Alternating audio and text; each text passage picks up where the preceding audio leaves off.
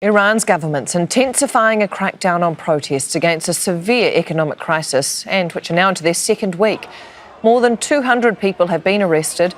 Rallies are taking place in towns and cities across the country, with demonstrators setting fire to buildings.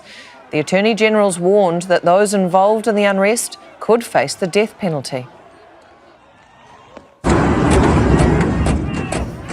A nationwide communication shutdown's been in place since Thursday, but some people are managing to post videos of the rallies online. The protests began over the soaring cost of living and plunging value of the currency. Tohid Asadi has more from Tehran. It's now 2 weeks we have been witnessing protests across Iran in different cities, including here in the capital.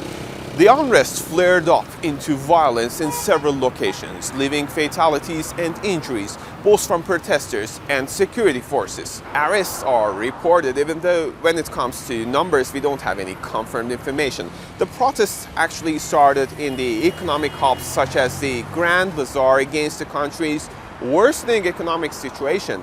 It quickly spread to other cities, sparking rallies initially scattered, but now in more cities, we see it going on. The state response started by recognizing the right of people to peacefully protest, but as the situation started to escalate, the state has been trying to draw a line between protesters and what the Iranian Supreme Leader Ayatollah Khamenei called saboteurs, against whom he said the Islamic Republic will not give in. The Supreme National Security Council of the country called it a joint American-Israeli plot to destabilize the country.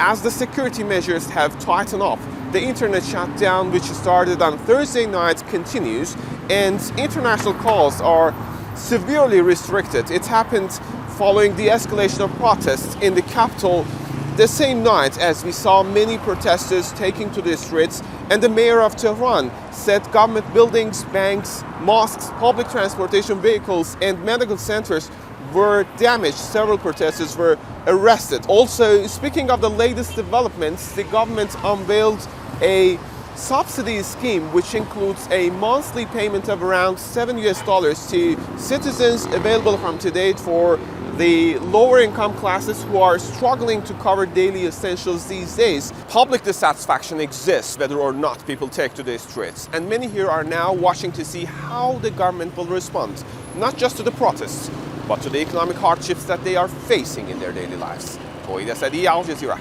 Tehran.